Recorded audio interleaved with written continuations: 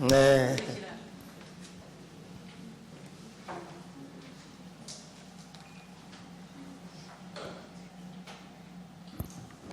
뭐야?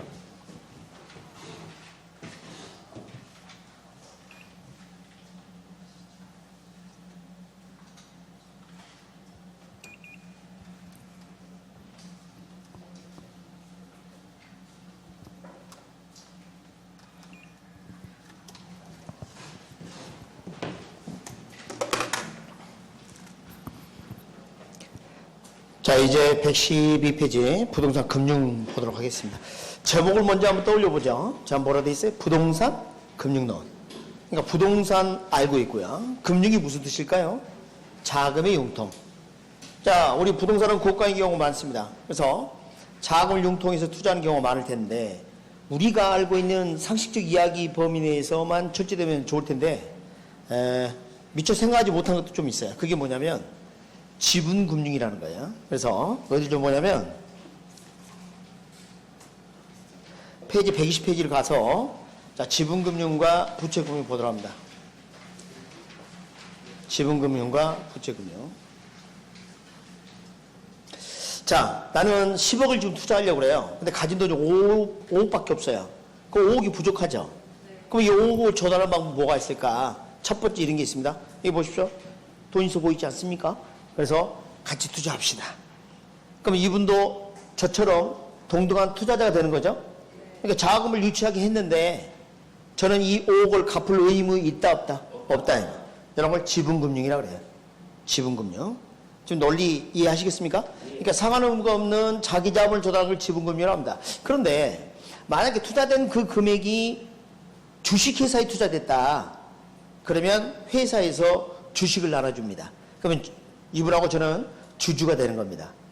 그리고 주식을 가지고 있으면 나중에 뭘 받냐면 실적에 따른 배당을 받습니다. 이자를 받는 게 아니라 실적이 높으면 많이 받고 낮으면 적게 받고. 자, 그리고 이 주식을 뭐라 하냐면 지분증권이라고 그래요. 무슨 증권? 지분증권. 그러니까 여기에 여러분이 좀 익숙하지 않은, 그리고 미리 말씀드리지만 부동산에서 등장하는 증권의 종류 중에 지분을 나타내는 증권은 유일하게 주식밖에 없어요.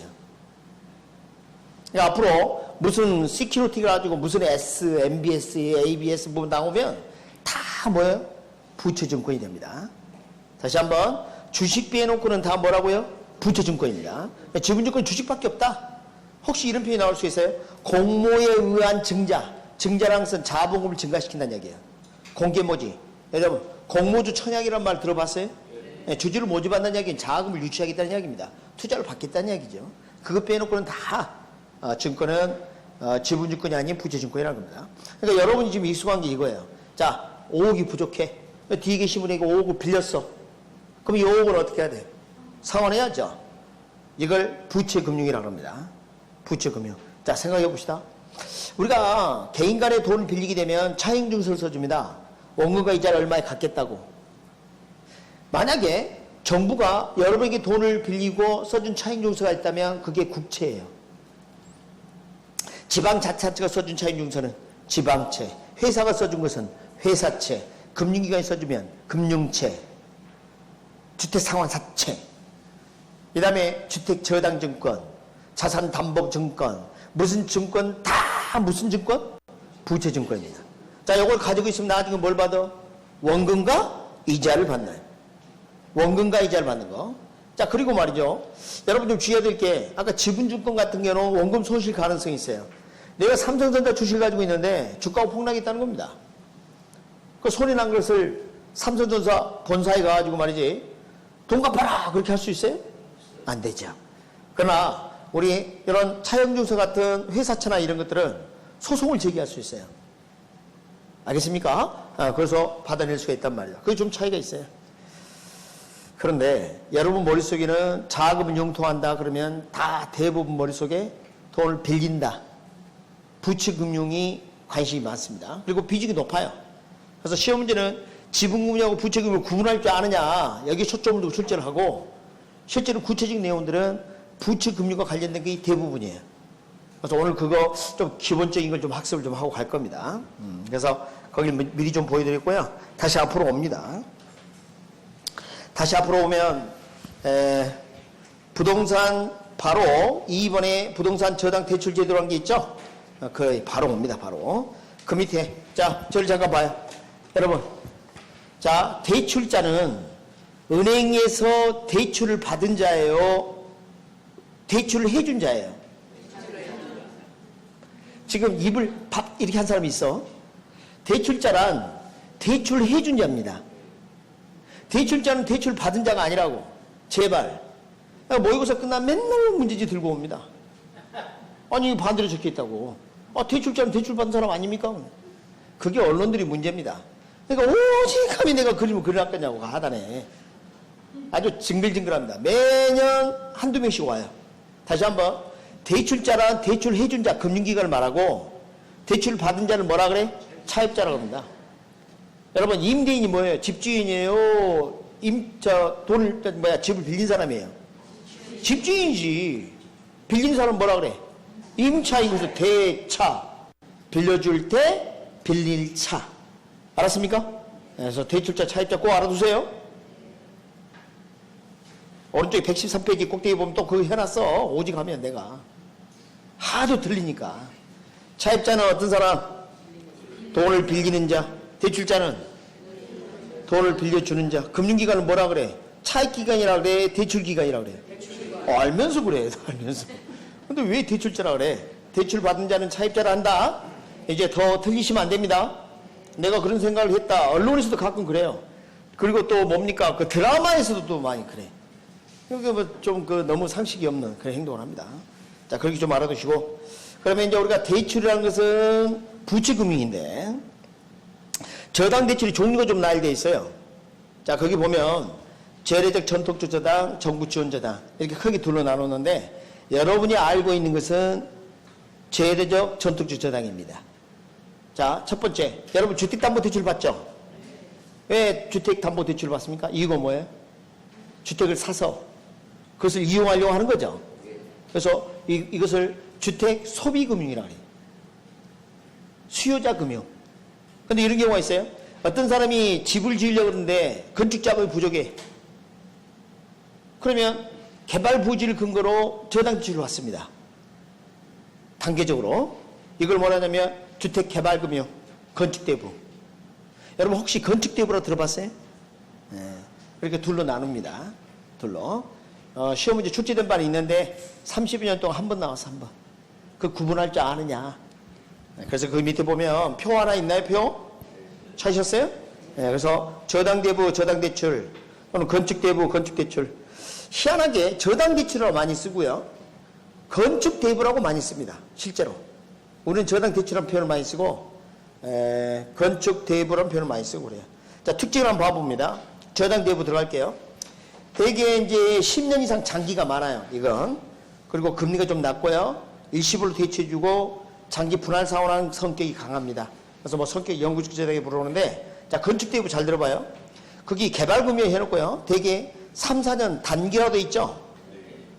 자, 이게 무슨 말이냐면 건축하는 기간 동안 건축자금을 대출해 주는 거예요. 그리고 말입니다. 단계적으로 해줍니다. 여러분이 주택담보대출 받을 때는 목돈을 한꺼번에 받죠. 이건 그렇지가 않아. 자, 중간에 포크림이 멈출 수도 있단 말이에요. 층수를 올려갈 때마다 추가적으로 대출금액을 늘려주는 거예요. 단계적 대입을 한다. 알겠어요? 네, 그런 특징이 있습니다. 그리고 이제 진짜 재밌는 게, 그러면 건물이 완성됐어요. 이제 더 이상 대출 받을 일은 없죠. 근데 이제 상환을 해야 될 텐데, 해봐요. 이 건축대부가 고리다 보니까 그대로 유지하면 힘들어.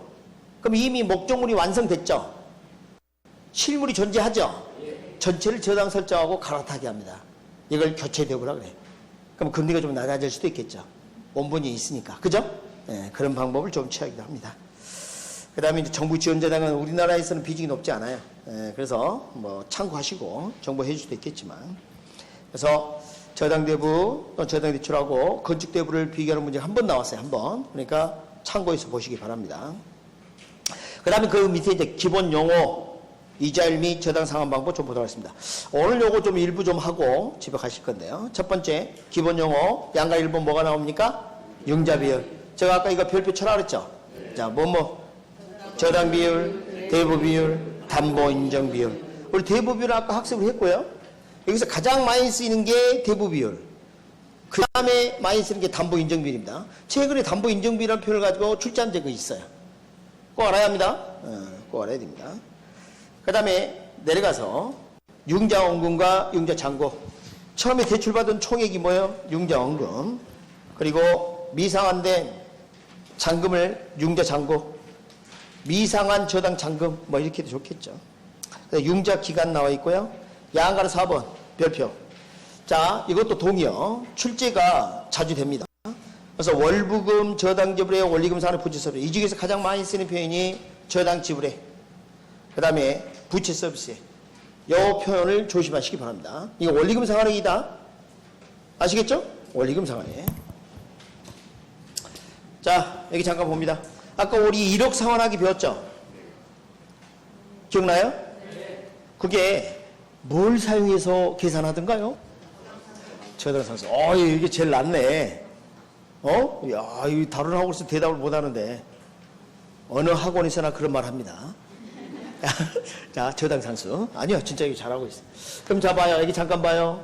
대출 총액이 있다. 대출에 융자원금, 융자총액이다. 융자원금이라고 한번 해볼게요. 여러분, 대출 받았어요. 그러면 앞으로 상환해야죠. 여기다 뭘 고부하죠?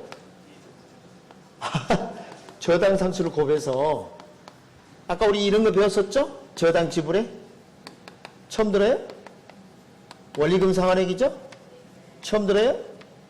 부채 서비스액이죠? 아까 했잖아요. 연금행태 돈인 거죠?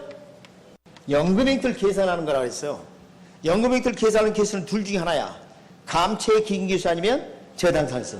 봐요. 야, 1시간은 긴 시간이에요. 1시간 지나니까 또 가만히 들어온 것 같긴 한데. 학교는 좀 그렇습니다. 한번 좀 봤으면 좀 자주 봐줘야 돼. 그래서 저당상수하고 감채 긴 기수가 연금행태를 계산하는 겁니다.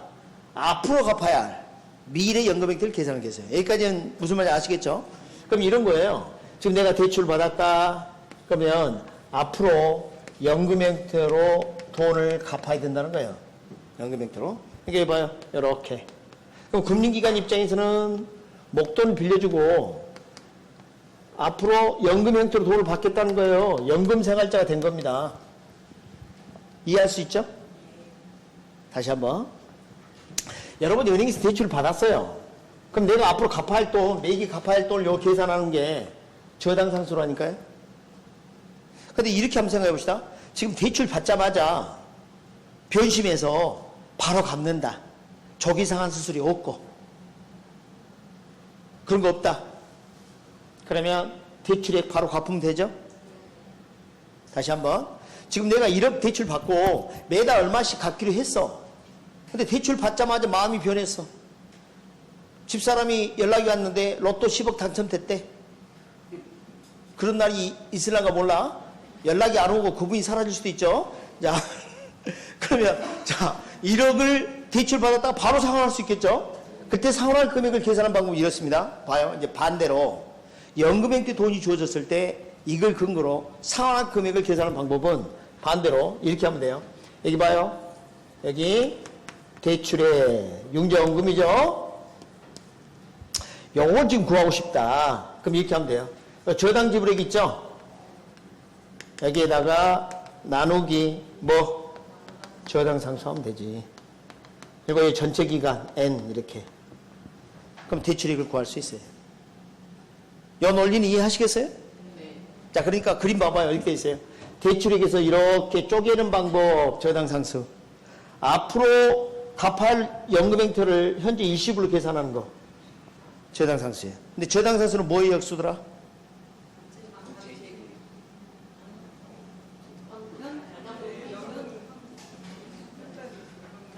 그치, 연금 현가계수. 옆에 요거 두 번째 그림 위에 식이 있을 텐데 두 번째 그림 식 오른쪽에다 적습니다.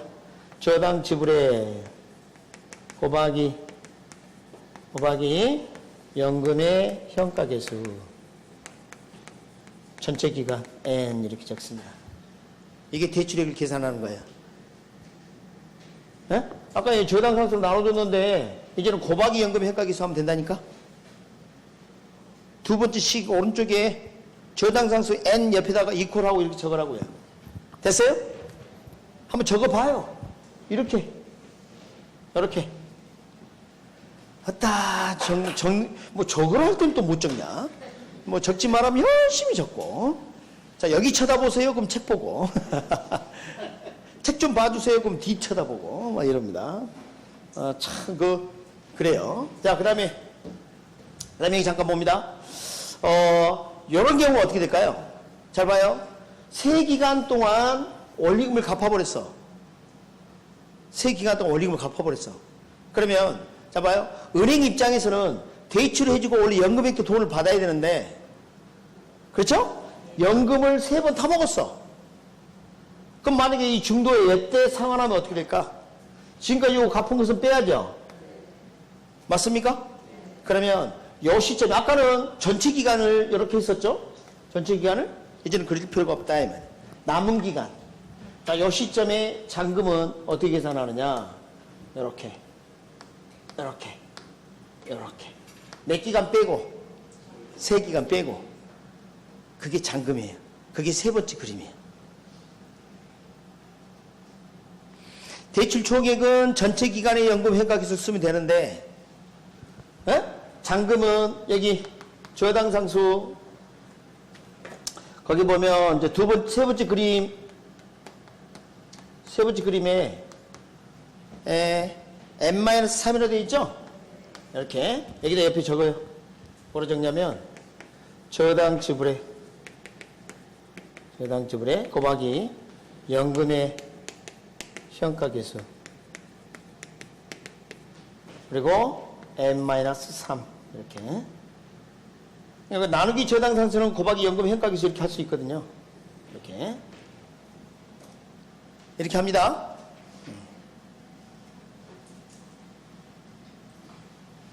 자, 방금 3번째까지 보니까 대출 받으면 그 대출 받은 총액을 계산하는 법을 먼저 배웠고, 중도에 상환하게 되면 중간에 갚은 만큼 뺀 나머지 기간에 대해서 잔금을 계산하는 걸 배웠어요. 그럼 여기 한번 적어볼게요. 여기 봐요. 우리가 이제 배운 걸 한번 해보도록 하겠습니다. 잔금 비율이 뭘까요? 도대체 융자원금 대출 총액에서, 그렇죠? 잔금이 차지하는 비율 아닐까요? 융자원금을 대출 총액이라 적을까 그냥? 우리 이렇게 어떻게 해놨어? 융자원금 이렇게 합시다. 자, 대출 총액. 자, 봐요. 융자원금은 어떻게 계산하기로 했을까? 대출 총액. 저당 지불액에다가 책 보지 말고 여기 봐봐요. 전체 기간 연금의 현가계수 n승. 잔금은요? T 시점이다. 그럼 T 기간 빼고 저당 지불에 연금의 현가계수에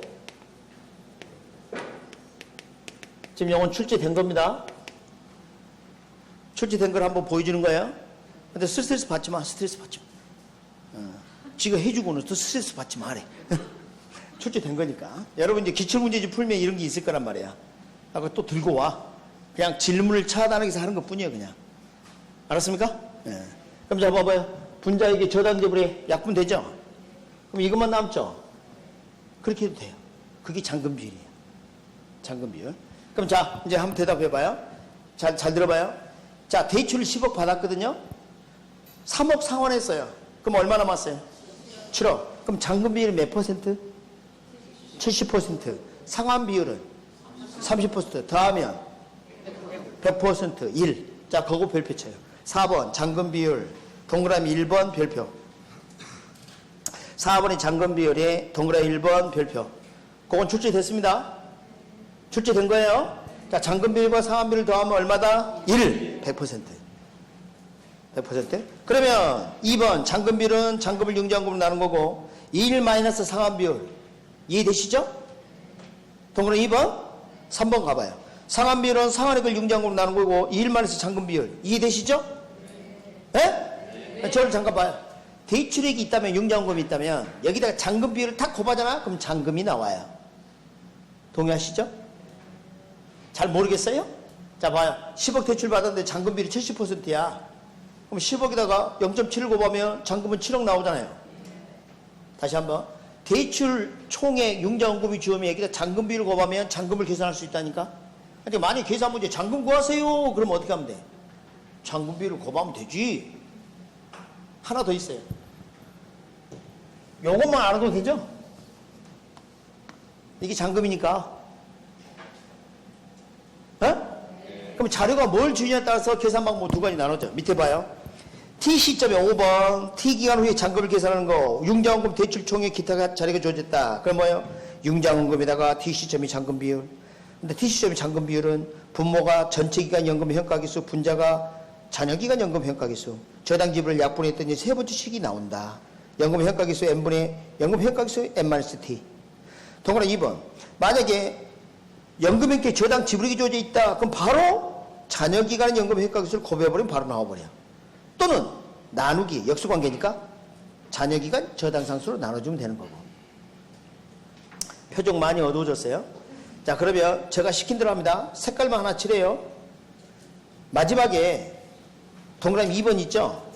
연금의 평가계수 그거 하고 저당 상수 그거 하고 그것만 색깔 칠해요. 계산 문제는 여러분 못 풀어. 어차피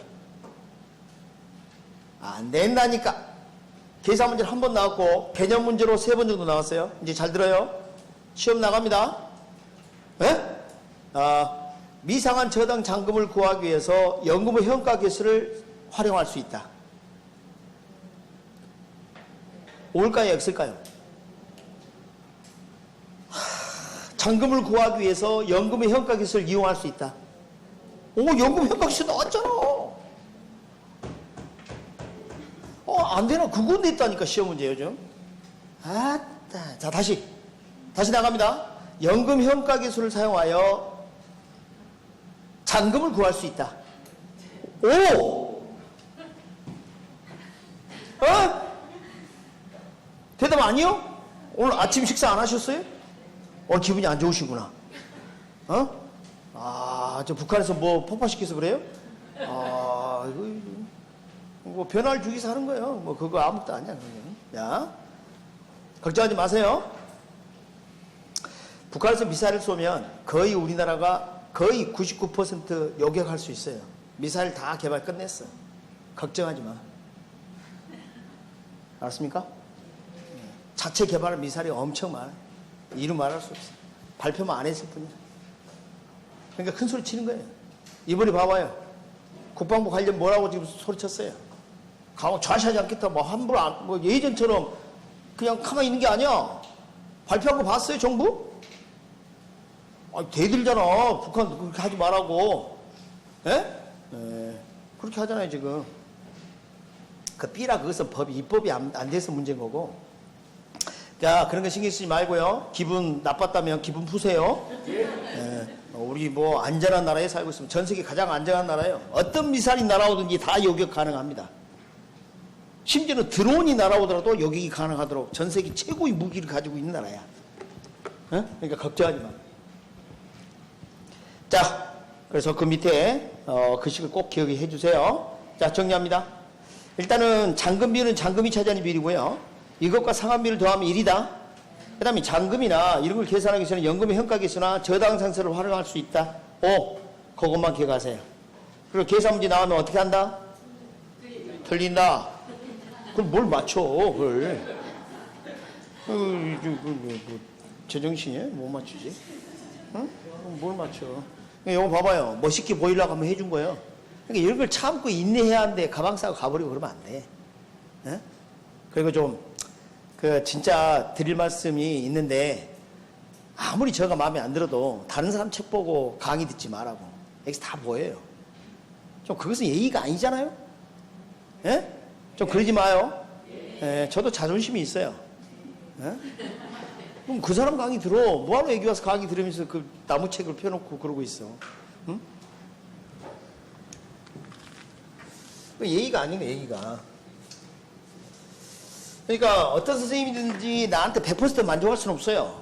그렇지만 정말 그런 것은 안 돼. 제발 좀 그렇지 않았으면 좋겠어요. 지금 이 막판 되면 그런 분이 있어요. 꼭 7, 8월 들어가고 보면 이제 불안해서 막 그럽니다. 그런 분들은 거의 90% 합격자 명단이 없어요. 선택과 집중을 안 하니까 이게 분산돼가지고 말이죠. 득점을 제대로 못합니다. 일단은 뭐 어쨌거나 저쨌거나 지금 선택한 선생님을 신뢰하고 따라가야지 자꾸 막 여기도 보고 저것도 보고 막 기억. 다른 거 봐보면 별 차이도 없어. 더 좋은 것도 아니야. 알고 보면. 그거 정리하려면 시간 더 걸려 이제. 다른 사람 막 반복하고 있는데 새로운 책 정리한다고 또 시간 다 보낸다. 하고 또 그것도 쳐다보고 있고 그래요. 절대 그러지 마세요. 예. 선택과 집중? 네. 그런 사람들이 밖에 사진에 붙어있는 사람들이에요. 물어봐봐. 거짓말하면. 끼웃대는 사람은 1%도 안 돼. 이자율 보겠습니다. 이자율. 여러분, 이자율이 뭐예요? 여러분, 율자 앞에 이자 붙었죠? 그럼 뭘까요? 이자가 차지하는 비리겠죠? 융자원금 대비 이자가 차지하는 비리예요. 공식 안 적어도 되잖아요. 근데 진짜 중요한 게 있어요. 별빛입니다. 거기 보시면 이자율 동그라미 1번 놔두고요. 2번 들어가 봐요. 대출에서 이자율은 항상 매기초 미상한 융자 잔고에 대해 적용된다. 찾으셨어요? 네. 별표입니다. 자, 이것은 금융 파트를 이해하는 데 매우 중요한 역할을 합니다. 요즘은 다음 주까지 연계되는 아주 중요한 내용이에요. 그러니까 잘 기억을 해 주시기 바랍니다. 그래서 이자율은 고정과 변동이 있고요. 조금 이따 말씀드리겠습니다. 그 다음에 양가리 2번 실질 이자율과 명목 이자율 있죠? 그 제목 옆에 뭐라 해놨어요? 참. 그것은 학자들이 쓰는 거예요. 학자들이. 그래서 금융 파트에서는 투자론처럼 학자들이 쓰는 그 개념은 출제를 안 합니다. 거의. 실제하고 관련된 걸 되게 출제하지. 그래서 전에 우리가 이런 걸 배웠어요. 요구 수익률 변동 있죠? 네. 똑같아요. 거의. 여러분, 금융기관이 여러분에게 돈을 대주는 거, 대출해주는 게 일종의 투자입니다. 그럼 그들이 요구하는 수익률이 있을 거 아닙니까? 그러니까 자기들이 자금 조달할 때 최소한 들어가는 그 자금 조달 비용에다가, 대출을 유인할 수 있는 최소한의 필수 요구 이자율이 실질 이자율이라고 그래요. 그건 정기 이자율보다 조금 높아. 그 다음에 신용도에 따라 위험 할증률, 물가가 상승하고 화폐가치 하락하니까 기타 보상. 안 나와. 참고. 그건 참고합니다. 자, 이제부터 나오는 거 이겁니다. 이자율은 고정이자율과 변동이자율로 나눌 수가 있습니다. 고정이자율과 변동이자율. 해봐요. 고정, 변동. 이게 무슨 차이일까요? 자, 상환하는 기간 동안 이자율이 고정되어 있으면 고정이자율. 중간에 어떤 기준에 따라 변동시키겠다 하면 변동이자율입니다. 자, 장단점이 있어요. 그래서 한번 봐보도록 합니다. 먼저 물가가 상승한다. 시장금리가 올랐다. 이렇게 한번 가정해보죠. 자, 먼저 물가 상승에 대해서 우리가 학습한 적이 있어요? 실물 가격이 비싸졌다는 거 아닙니까? 그 말은 그 실물을 얻기 위해서는 돈을 더 줘야 된다는 이야기야. 바꿔 이야기하면 나 바꿀 때 돈을 더 줘야 된다는 이야기니까 돈의 가치가 하락한 거예요. 화폐 가치 하락. 다시 한번 물가가 상승했다는 이야기는 그걸 얻기 위해서는 돈을 더 줘야 하니까 돈값이 떨어진 거죠? 자, 금융기관이 처음에 대출해 줄 때 금을 대출해 줬는데 나중에 원금을 회수하고 봤더니 가치가 떨어진 은이란 말이야. 그럼 금융기관은 이자를 더 받아야 정상이지. 그런데 말입니다. 이게 뭐라 돼 있어요? 고정. 올릴 수가 없어요. 그럼 수익성이 악화돼. 수익성 악화. 하나 더. 자, 시중에 이자율이 오르고 있어요. 그럼 자금을 조달할 때 예금이자도 많이 줘야 합니다. 안 그러면 자금이 유입이 안 돼. 그러니까 자금을 조달해서 높은 대출이자를 받아가지고 그 차이를 먹고 살아야 돼. 다시 한번. 금융기관은 낮은 예금이자 주고 높은 대출이자를 받아서 그 차이, A대차를 먹고 사는데 시장금리가 오르면 이자도 많이 주는 자금을 조달하는 비용이 많이 들어간다는 거예요. 그러면 대출금리도 올려야 되는데 올릴 수 있다 없다? 없다. 수익성이 악화돼. 물가가 하락하는 경우 매우 드물어요.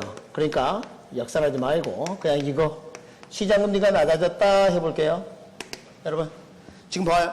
나는 고정금리로 대출을 5% 해줬다. 그런데 말이죠. 시장에서 3%로 낮아졌어. 나는 너무 기뻤어요. 나는 5% 받으니까. 좋아할 거 없다 이 말이야. 자, 시장에 있는 다른 사람들이 그 3% 낮은 이자로 돈을 빌려서 이 5% 대출 이자를 조기상환을 해버릴 수가 있어.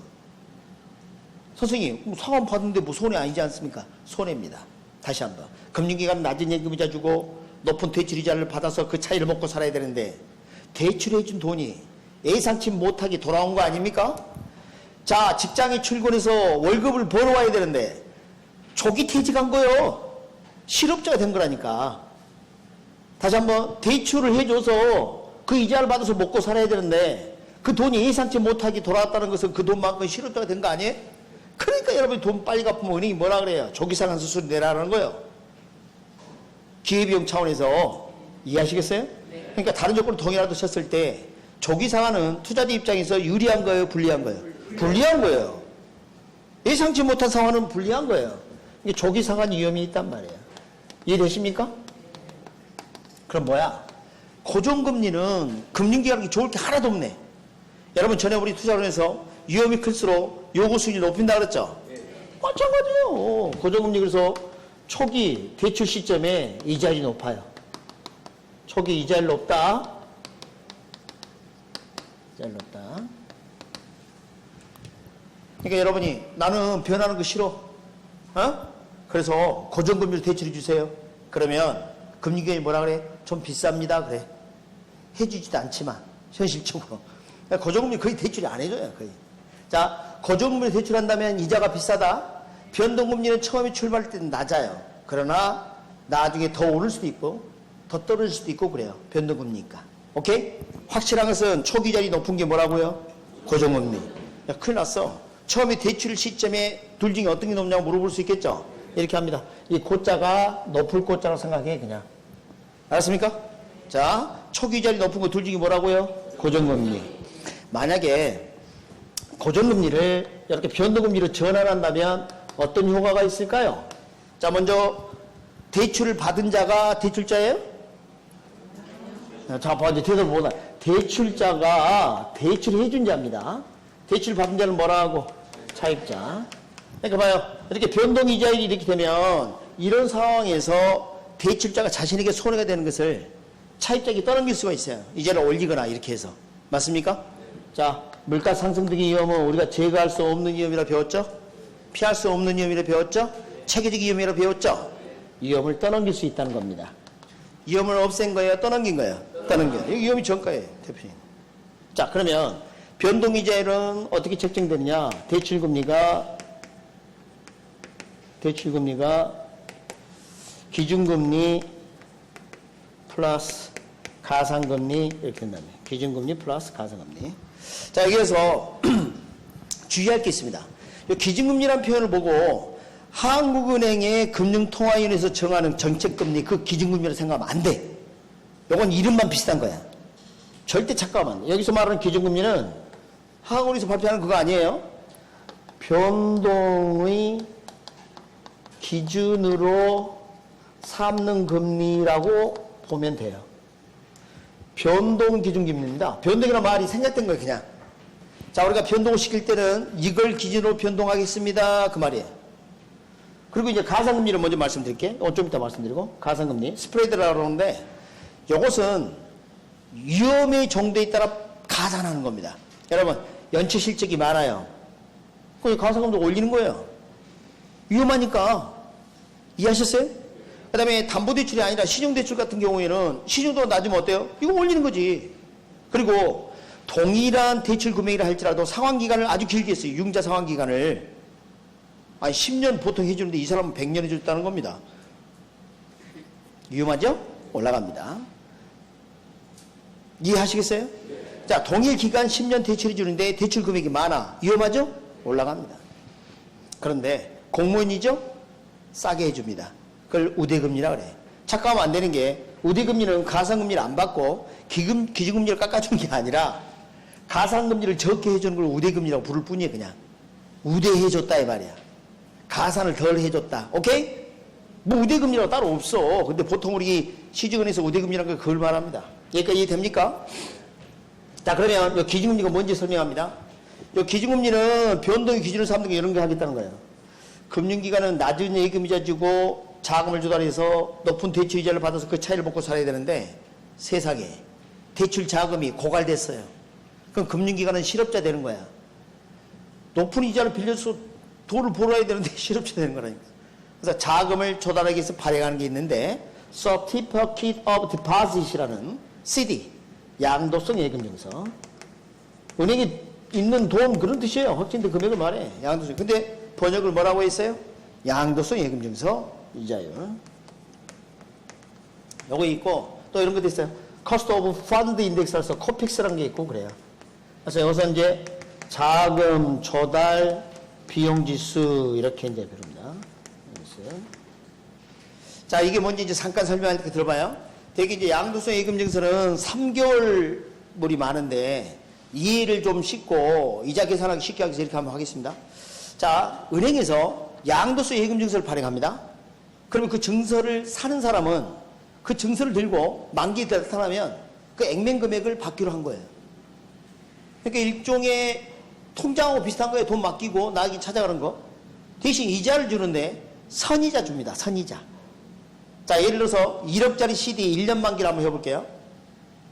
그러면 10%다 그러면 어때요? 이자가 1,000만 원이죠? 그러면 1억에 해당되는 10% 1,000만 원. 1억에 10% 1,000만 원. 이걸 선이자 받는 거예요.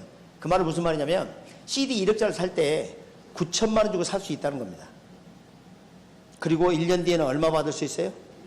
1억을 받는 거예요. 지금 논리 이해했어요? 그게 뭐라고요? CD, CD. 그런데 이름이 안 적혀 있어. 무기명 채권하고 비슷해. 그러니까 양도할 수도 있단 말이야. 그러니까 우리가 뭐 저 불법 자금 만들고 막 이런 데 할 때 다 써도 괜찮아. 쓰고 있어. 정치 자금하고 막 할 수도 있어. 그러니까 여러분, 구독이 무섭다고 장을 못 담을 수는 없지 않습니까? 벼룩 잡으려고 초가상가 태울 수는 없는 거 아닙니까? 그래서 어쩔 수 없어요. 용인합니다. 그래서 이게 양도세 예금증서예요. 자, 그런데 이런 경우 어떻게 돼요? 시중에 자금이 부족해. 그럼 은행마다 저 CD 발행이 늘겠죠. 그럼 CD라는 저런 상품이 시장이 흔해져요. 여러분, 물건이 흔해지면 가격이 상승하든가요? 하락하든가요? 하락해. 다시 말하면 CD를 싸게 살 수 있다는 이야기입니다. 바꿔 이야기하면 금융기관은 이자를 더 많이 주고 CD를 발행해야 한다는 이야기예요. 자금 조달 비용이 늘어나요. 맞습니까? 그럼 이게 늘어나면 이자 올리겠다는 거예요. 이렇게 대출금리를. 반대 경우는 낮추고 말이죠. 그런데 말입니다. 이 CD가 전체 자금 조달에서 차지하는 비중이 10%도 넘지 않아. 대부분.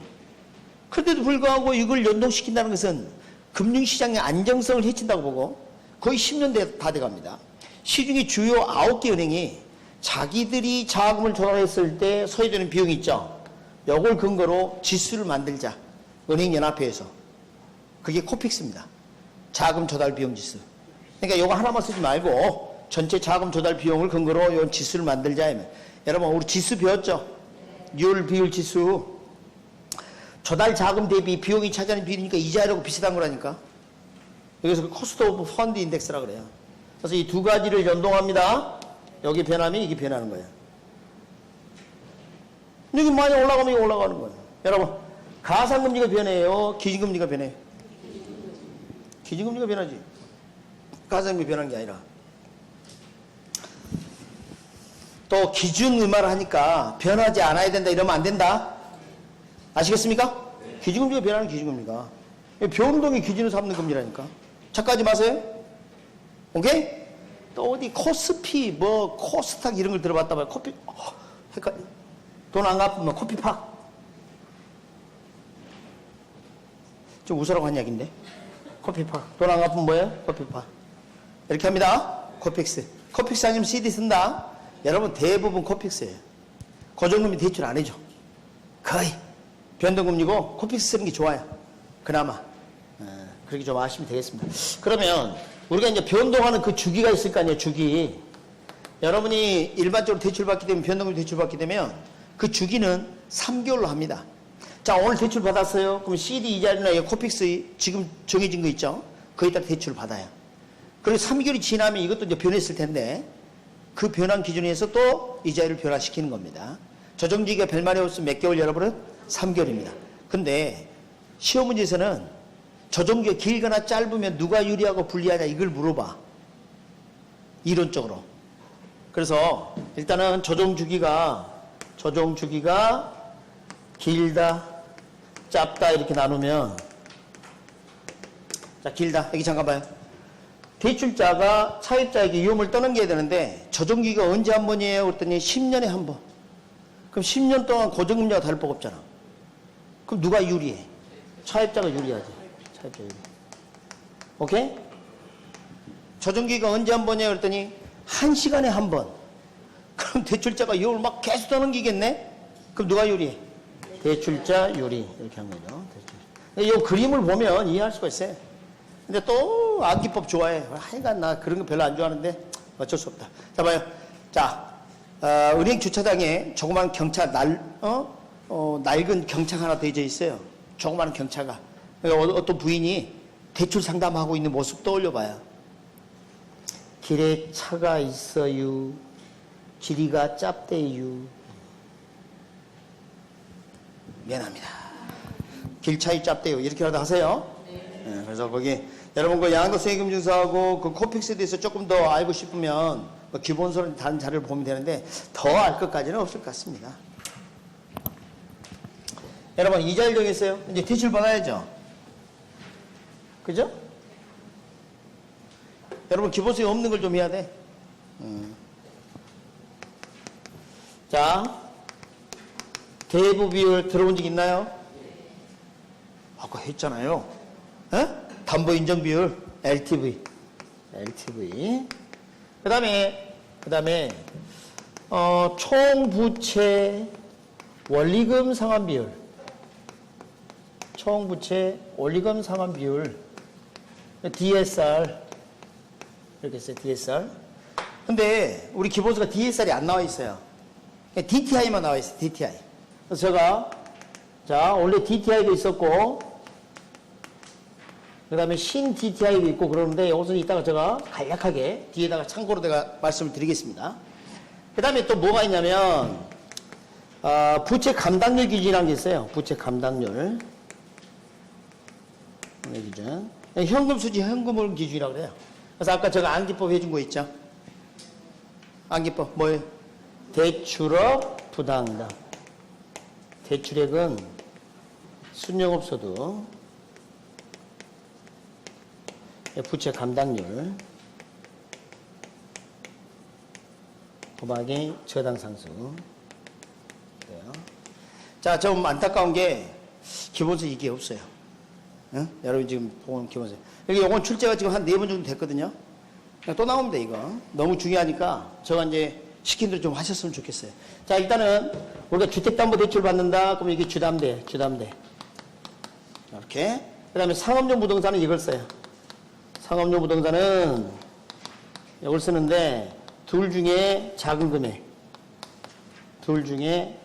금액을 사용합니다. 자, 왜 이게 나왔는지 봅니다. 잠깐 이거 봐요. 대부 비율 자산가치 기준입니다.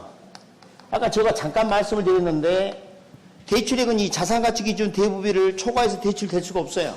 왜? 둘 중에 작은 금액이 대출되니까. 자, 부동산 자산가치를 기준으로 해서 대출이게 되면 문제가 뭐냐면 상환 능력이 없는 자가 대출 받았을 때 문제된다는 겁니다. 여러분이 대출 받았다. 부동산은 가치가 높은데 갚으려면 매기 소득이 있어야 돼. 맞습니까? 그래서 소득을 기준으로 상환 능력 고려하는 게 이거예요. 소득을 기준으로. 그런데 상가는 어때요? 상가는 임대 수익이 들어오겠죠. 그 임대 수익을 근거로 하는 게 이거예요. 그러니까 이 두 가지 대부율 빼놓고 나머지는 상환 능력을 고려한 겁니다. 상환 능력을 고려한 거다. 그래서 총부채 원리금 상환 비율은 자 여기 이제 예를 들어서 한 40% 해볼게요. 그냥 원래 40% 갖고 안 되는데 그다음에 여기 이제 연소득 그다음에 해당 주담대 지금 내가 대출 받고자 하는 주담대 원리금 그다음에 여기 기존 주담대 원리금 그 다음에 여기는 기타 부채의 원리금 이렇게 있습니다. 원리금 자, 잠깐 봐요. 아주 세게 잡겠습니다. 연소득이 2억입니다. 여러분 분모가 2억인데 저기 40%를 한도로 하겠대요. 그러면 얼마예요? 8천만 원이죠? 그러니까 이 분자가 8천만 원을 넘어서는 안 된다는 거예요. 이게 0.8억을 넘어서는 안 된다는 거예요. 근데 만약에 기타 부채 연 원리금 상환액이 1,000만 원, 요게 3천만 원. 그럼 여기는 얼마? 4천만 원, 0.4억 원 이렇게 되는 거죠. 이걸 먼저 구하는 거예요. 이걸. 자, 봤더니 뭐 그냥 명품 가방 막 신용대출로 막 신용카드로 써가지고 샀다. 에? 현금 서비스 막 이런 것도 다 들어갑니다, 이게. 여러분 뭐 할부금 있죠? 우리나라는 대단한 나라예요. 버튼 하나 탁 치면 다 나와버려 그냥. 에? 그 다음에 기존 주담대 주택이 2채 이상 있다면 이것도 제한을 걸겠다는 거예요. 원리금.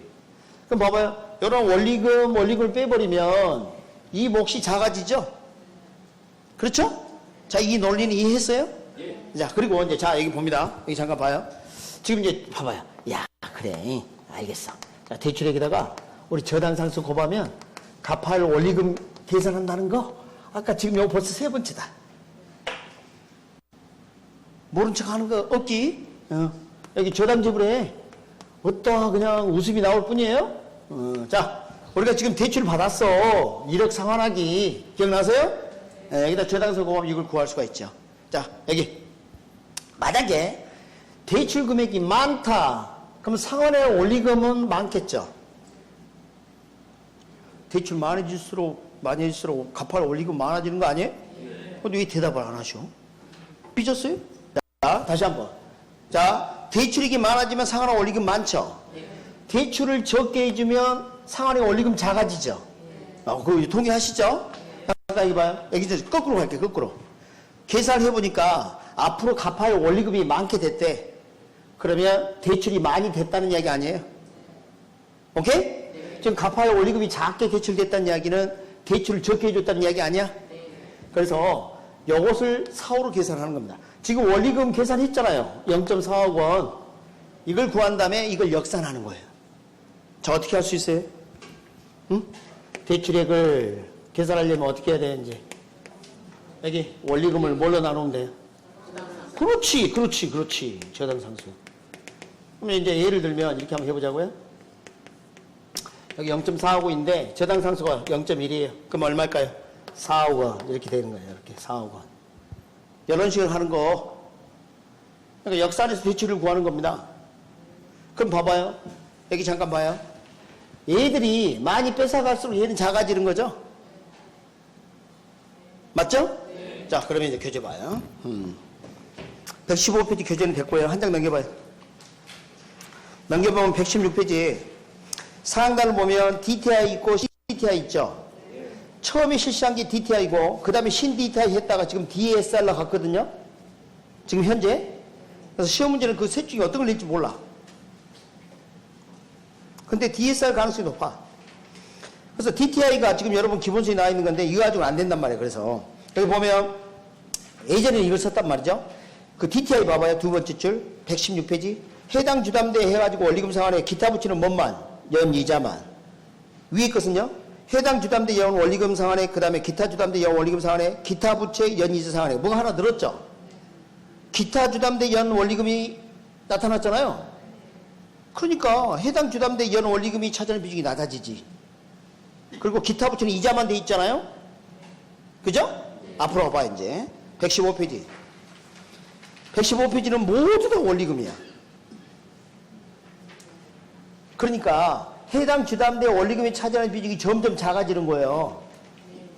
지금 이해하셨어요? 그러다 보니까 저 40%는 대출이 안 일어나 버려.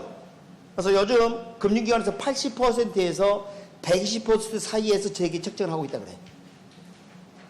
DSR은 0.4 이렇게 갖고는 대출이 안 돼버려 아예. 그래서 거의 요즘은 한 80에서 120 사이에서 하고 있다는데 그 기준을 정부가 억제기해서 얼마든지 만들 수 있어. 법으로 지금 정해놓고 있지는 않다 이 말이에요. 네? 알겠습니까? 네, 행정상. 그래서 일단 시험 문제 나오게 되면 이런 거다. 그럼 요건 지금 4억인데 봤더니 이 부동산이 10억짜리인데요. 대부 비율이 60%다. 그럼 10억에다가 0.6 곱하면 대출 가능 금액이 6억 아닙니까? 자, 요거 0.6이 먼저 볼게요. 부동산 가치 대비 대출액이 차지하는 비율이에요. 이게 0.6이라는 거죠. 그러니까 10억에다가 대부 비율을 탁 곱하면 이게 약분되면서 6억이 나오는 거예요. 이게 대부 비율입니다. 그럼 이제 6억하고 4억하고 둘 중에 작은 금액이 얼마예요? 4억 대출이 줍니다. 4억. 6억이 아니라. 근데 내가 말이지 연소득이 엄청 높아. 막 1년에 10억이야. 그러면 이게 금액이 높게 나올 수 있겠죠? 그래도 6억이 걸려. 이게 최후의 보루야. 자, 금융기관이 채무를 상환하지 않으면 어떻게? 압류 들어가는 거 뭐예요? 이거예요. 저당 설정하는 거. 이거 부동산 가치가 최후 보루이기 때문에 절대 LTV보다 높은 금액이 대출될 수 없다.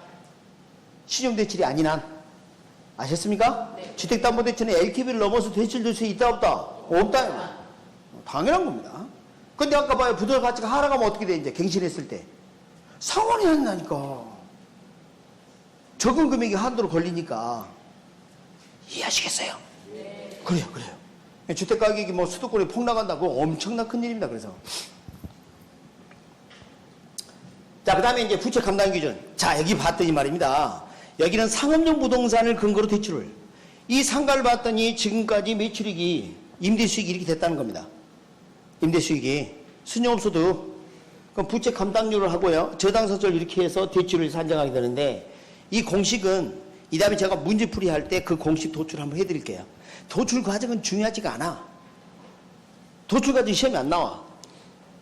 그런데 시험을 보려면 이걸 외우는 게 좋습니다. 출제 가능성이 높고 대출업 부당당 이렇게 외우라고 그랬죠? 자, 그러면 이제 한번 해봅시다. 해봐요. 순영소득이 1억 2천입니다. 1년에.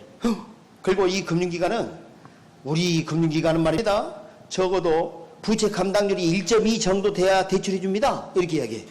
그럼 여기 1.2. 재단 상승 0.1. 그럼 10억이 나와요. 10억. 그러니까 봐요. 임대 수익으로 따지면 10억 대출 가능성이 있지만 이 부동산 가치는 얼마밖에 안 돼. 가치를 기준으로 하면 6억. 그럼 대출이 얼마 돼? 6억 되는 거예요. 6억. 이때는 둘 중에 작은 금액. 근데 제가 이제 여기서 한 가지 말씀드릴게요. 여기 봐요. 이걸 계산기로 계산해 봤더니 이렇게 1.2 나누기 1.2 곱하기 0.1 하면 끝장이야. 안 그럴 것 같아? 네, 봐봐요. 이거 진짜 미쳐버렸어요. 이거 간편까지 갑니다. 이거 1이란 거 알겠죠? 8분의 8이니까. 그렇잖아요? 근데 계산기를 눌러놨더니 8 나누기 4 곱하기 2 그러면 4 나와. 4. 알았습니까? 이거 나누기입니다. 지금 왜 이게 필요하냐면 봐봐요. 이 다음에 이런 거 나온다니까. 95, 85, 90 이렇게 하면 계산기 두 들어가면 80 곱하기 95 나누기 85 나누기 90 해야 되는데 곱하기 90 하면 끝장이다. 자, 됐고요. 오늘 한 번도 해결되지 않을 거야 이건. 네, 그래서 이렇게 좀 하시고 오늘 조금 잔설 좀 해서 진도가 여기까지 나갔습니다. 그래서 여러분 116페이지 봐봐요. 116페이지 계산 사례가 실제 기출된 문제입니다. 계산 사례 두 번째 있죠? 그 공식 아니면 문제 못 풉니다. 시험장에서 공식을 도출해야 돼. 이게 지금 네 번째 나왔다는 말이야, 이게. 15회 때 처음 이런 식이 필요했었고, 그 뒤로부터 계속 출제되니까 이거 해야 합니다. 기본서에는 없어요. 출제됩니다. 그러니까 제가 뭐 기본서 너무 좀 까서 좀 죄송한데, 여기 출제되면 훨씬 더 계산하기 쉬워요. 이건 꼭 암기해야 합니다. 아셨죠? 이렇게 하시고 다음 주는 대출 받았다 치고 상환하는 방법 배우도록 하겠습니다. 다음 주에 뵙겠습니다. 수고하셨습니다.